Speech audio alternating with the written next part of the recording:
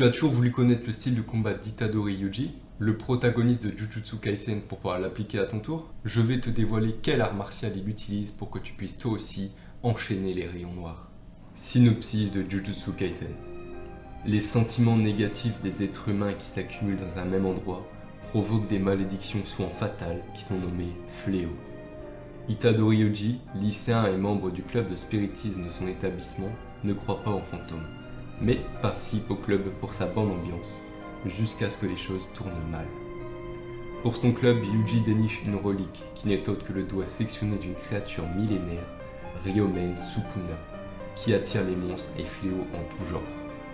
Le jeune Yuji, pour sauver ses amis, n'hésite pas une seconde. Il avale la relique pour conjurer le mauvais sort et se retrouve possédé par Ryomen Sukuna. Yuji réussit à reprendre le contrôle de son corps. Cependant, l'organisation des exorcistes le condamne à mort, le jugeant trop dangereux. Les exorcistes lui offrent un sursis s'il participe à trouver tous les doigts de Sukuna et les ingérer afin d'éliminer la menace une bonne fois pour toutes. Itadori Yuji va devoir s'initier à l'art occulte et mystérieux de l'exorcisme. Nous avons peu d'informations sur Jeiji Akutami, l'auteur de Jujutsu Kaisen. Si ce n'est ses inspirations manga telles que Yu Yu Hakusho ou encore Bleach, on sait seulement que Itadori Yuji, le personnage principal, est inspiré du grand frère de l'auteur qui lui aussi réussissait tout, que ce soit dans le sport ou les études. Analyse de Itadori Yuji.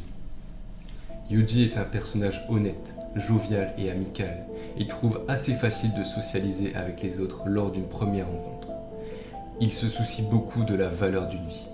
Il se met facilement en colère par la pure cruauté et le jugement injuste des autres. Kento Nanami, un de ses mentors, assure que Yuji est capable de ressentir la haine et la douleur des autres comme s'il s'agissait de sa propre douleur. L'un des traits caractéristiques de Yuji est sa volonté de se sacrifier pour les autres.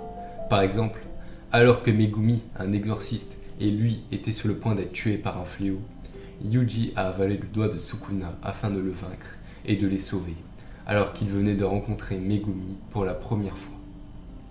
Cette valeur de la vie, Yuji l'éprouve même envers ses adversaires.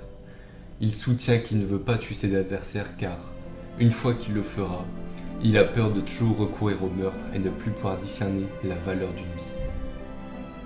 On peut donc dire que Yuji est un personnage déterminé et au grand cœur qui se bat autant avec sa philosophie qu'avec ses points face aux injustices.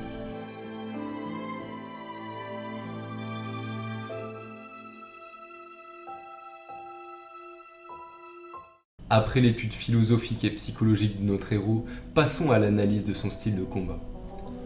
On remarque que Itadori Yuji est un combattant impulsif et fonceur dès qu'on ébranle ses valeurs. Il combat majoritairement avec ses poings, mais utilise des techniques propres à la boxe thaïlandaise, comme les coups de genoux, les coups de coude ou encore les projections. Ses jambes lui servent à affaiblir et repousser ses opposants. Nous parlerons ici que du style de Yuji et non celui de Sukuna, car ils n'ont pas la même mentalité et donc pas la même façon de combattre. Combattant. Bon, pour Yuji, il fallait que je trouve un combattant thaï, teigneux, au coup de poing acéré et qui aime prendre des coups. Qui de mieux que Rodtang, le combattant thaïlandais champion du One, surnommé Iron Man. Au modeste 320 combats pour 267 victoires, 43 défaites et 10 nuls. Rodtang, issu du Muay Thai, exécute bien évidemment des coups de genoux, des coups de coude et utilise des projections au corps à corps.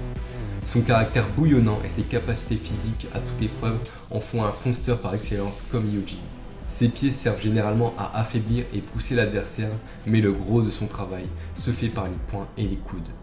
Mais bien qu'étant un fléau digne de Sukuna sur le ring, il fait toujours preuve d'un très grand respect et d'un grand cœur en dehors comme Yuji, représentant les deux facettes d'une même pièce.